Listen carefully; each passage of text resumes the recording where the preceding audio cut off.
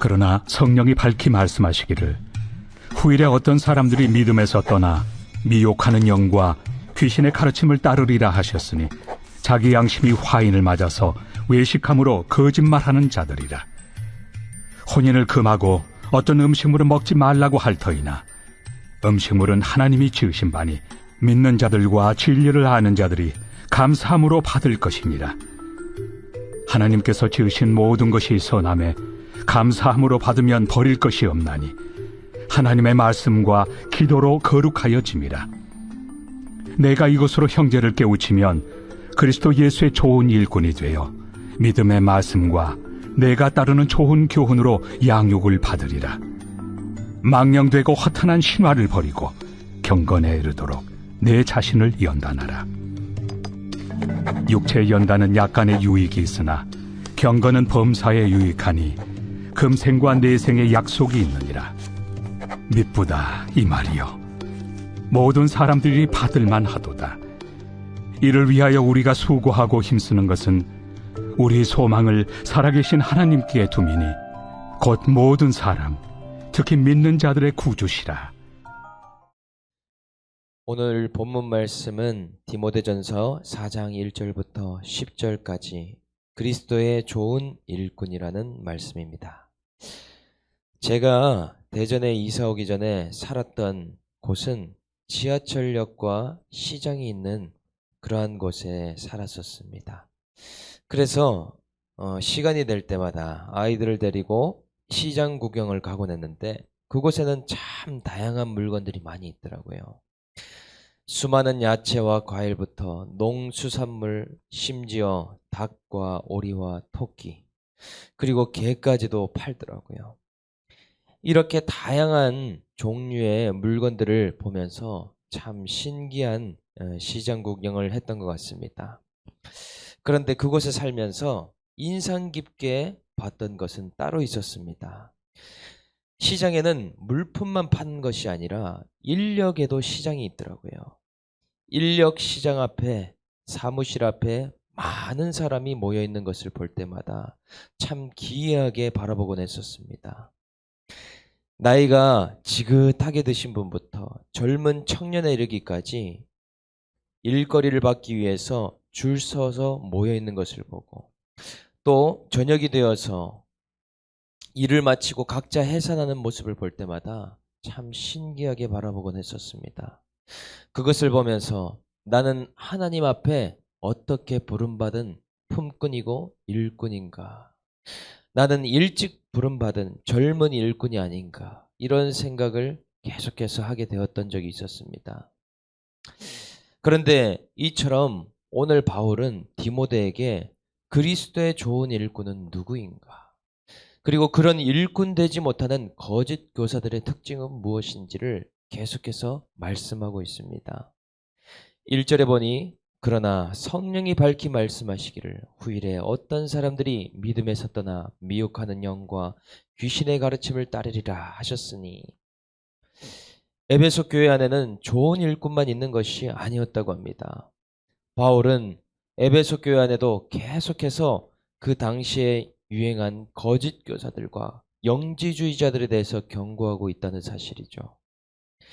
영지주의는 사실 흑백 논리에 빠진 자들이었습니다. 그들은 영은 선하고 육체나 물질은 악하다, 이렇게 보고 있다는 것이죠. 대표적인 이분법적인 신앙, 이분법적인 사고입니다. 이렇게 영지주의자들은 영적으로는 미혹의 영을 따르는 자들이었고, 교리와 가르침적으로 보면 귀신의 가르침을 따르는 자들이라 이야기합니다. 그런데 신앙은 이론론이죠. 영과 혼과 육이 이론론이고 말씀과 기도가 이론론입니다.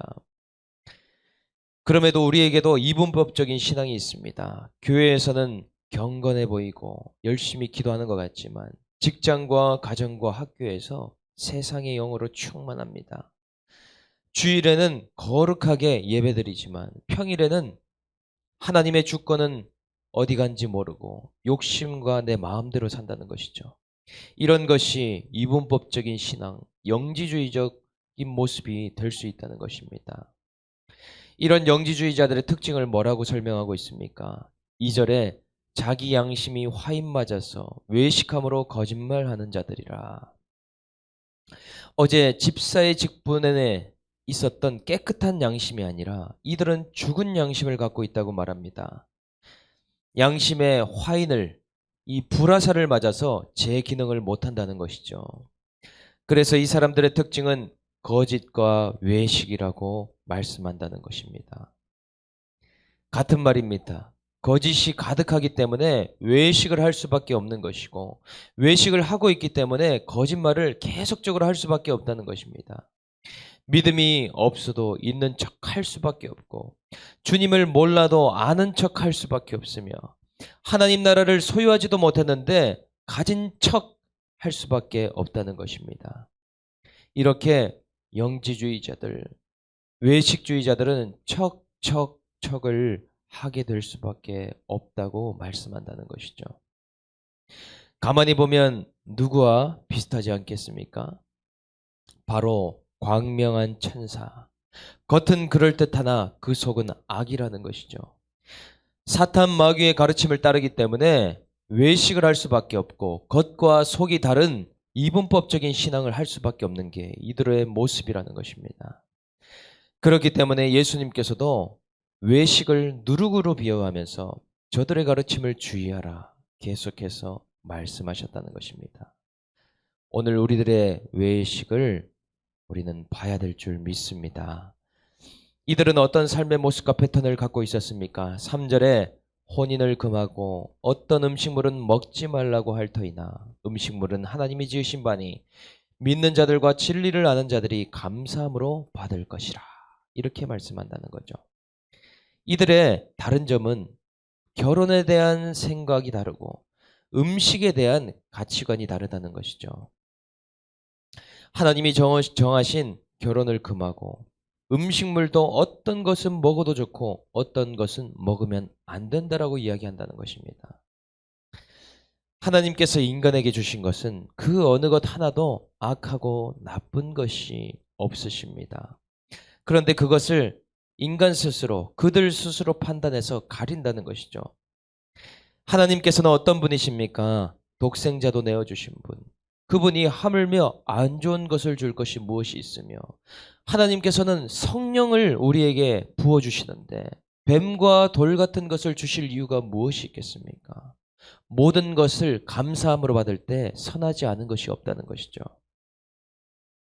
그런데 우리에게도 이런 모습이 있습니다. 주님이 배우자를 허락해 주시고 결혼을 허락해 주셨는데 내 뜻, 내 생각과 맞지 않으면 나쁘다고 생각하고 결혼을 안 하는 것이 좋다고 생각한다는 것이죠. 또 반대로 내 때에 맞게 주시지 않으면 불평불만하는 것. 그것이 우리들의 비슷한 모습이지 않습니까? 하나님이 내 인생에 허락하신 모든 것은 선하지 않은 것이 없습니다. 영육 간의 음식도 마찬가지입니다. 체질식을 하면서 나에게 몸에 맞는 음식을 잘 먹는 것 중요하고 맞지 않는 것을 안 먹는 것도 중요하지만 모든 음식을 감사함으로 받으면 버릴 것 하나 없다는 것입니다. 맞지 않는 음식도 가끔 먹으면 그것이 나에게 득이 된다는 것이죠. 말씀은 어떻겠습니까? 나에게 득이 되는 음식, 말씀만 먹고 해가 된다고 생각하고 말씀을 버리면 회개를 잃어버리고 내 모습을 볼 수 있는 기회를 놓친다는 것이죠. 말씀의 음식도 편식하지 않을 때 나에게 유익이 된다는 것입니다. 4절에 동일하게 말씀하시죠. 하나님께서 지으신 모든 것이 선하심에 감사함으로 받으면 버릴 것이 없나니. 심지어 하나님께서 내 인생에 지으신 고난 하나도 버릴 것이 없다는 것입니다.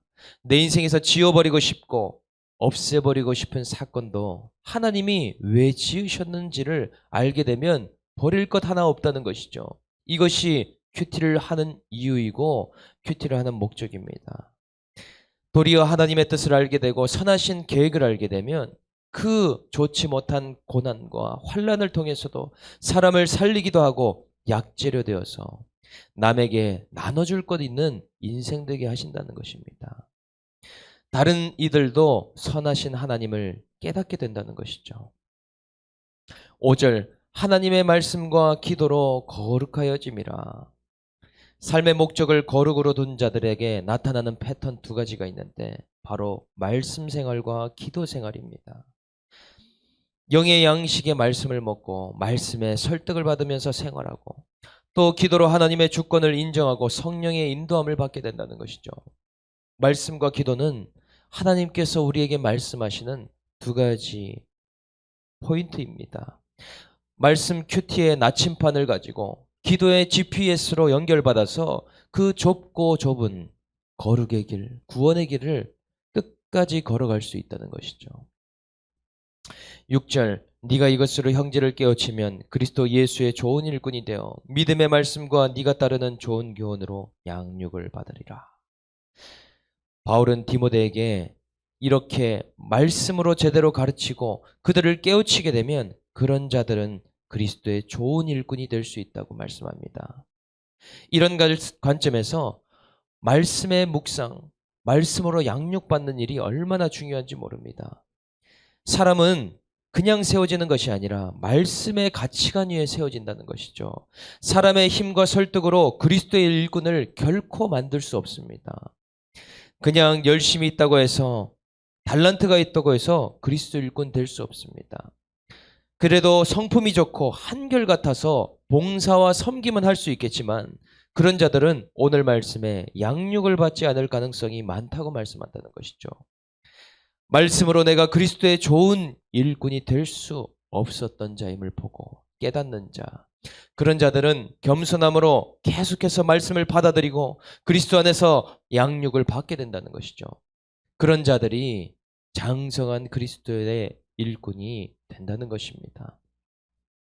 나도 교회에서 봉사는 하지만 큐티를 하지 아니하고 교회에서 섬김은 하지만 양육을 받지 않는다면 나는 말씀으로 세워지는 그리스도의 일꾼이 되지 못하고 있다는 것입니다. 오늘 그러한 모습을 우리들은 봐야 될 줄로 믿습니다. 7절 망령되고 허탄한 신화를 버리고 경건에 이르도록 내 자신을 연단하라. 에베소 교회의 사람들 자꾸 혈통과 족보, 허탄하고 헛된 것에 마음을 두고 있기 때문에 이제는 그것에 마음 두지 말고 경건에 이르도록 연단받으라고 이야기합니다. 자꾸 세상의 것들에 빠지지 않기 위해서 육체를 쳐서 경건의 연단을 받아야 된다는 것이죠. 세상에서는 날마다 성공을 위한 연단을 받고 돈을 위한 연단을 받고 인정을 받기 위한 연단을 받지만 그것 이전에 말씀과 기도의 자리에 나아가는 연단이 얼마나 중요한지 모릅니다. 큐티하면서 내 죄를 고백하고 기도하면서 하나님의 뜻을 인정하는 삶. 하루를 그렇게 시작하는 것이 가장 중요한 시간이고 우선순위의 시간이라는 것이죠.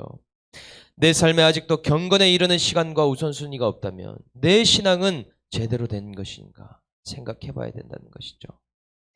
8절에 육체의 연단은 약간의 유익이 있으나 경건은 범사에 유익하니 금생과 내생에 약속이 있느니라.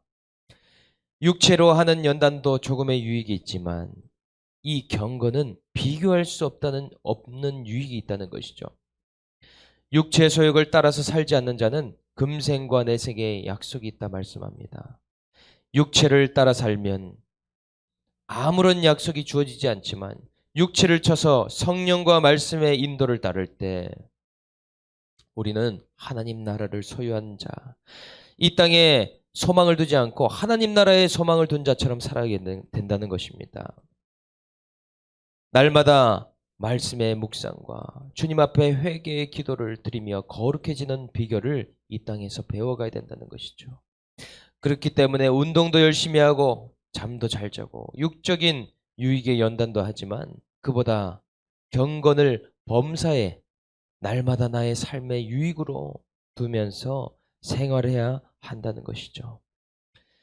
9절 10절 미쁘다 이 말이여 모든 사람들이 받을 만하도다. 이를 위하여 우리가 수고하고 힘쓰는 것은 우리 소망을 살아계신 하나님께 둠이니 곧 모든 사람 특히 믿는 자들의 구주시라. 미쁘다 이렇게 육체의 소욕을 쳐가면서 경건의 훈련을 받으며 복음의 수고를 아끼지 않는 이런 자들에게 이러한 수고가 헛되지 않은 이유가 무엇이겠습니까? 우리의 소망 되신 하나님이 살아계시기 때문에, 예수 그리스도가 계시기 때문에 그렇다는 것이죠. 그렇게 세상의 것들을 포기하고 나를 버리고 주님의 뜻을 쫓아가는데, 죽고 나서 아무것도 없다면 얼마나 허망하겠습니까? 그러나 믿는 자의 구주 되시는 예수님이 계시고 그분이 마지막 결산을 하시고 심판하시기에 우리는 이 땅에서 잃어버린 것 같으나 소망이 있는 삶을 산다는 것이죠. 결코 잃어버린 것 하나 없이 다 얻게 하실 것이기 때문입니다.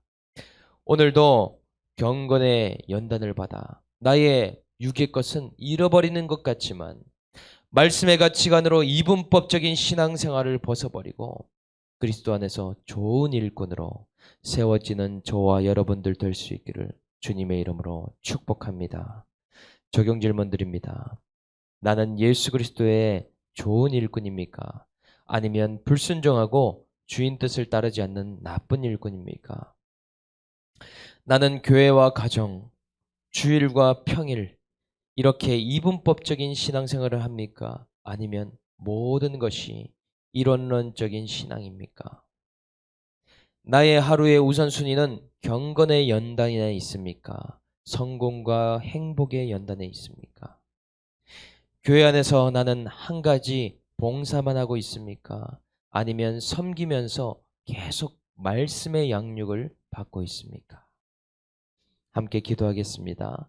하나님, 저는 그리스도의 좋은 일꾼이 아니라 주님 보시기에 불순종하고 악한 종이고 사사로운 것들에 얽매 있는 것이 많은 종이었음을 이 시간 고백합니다.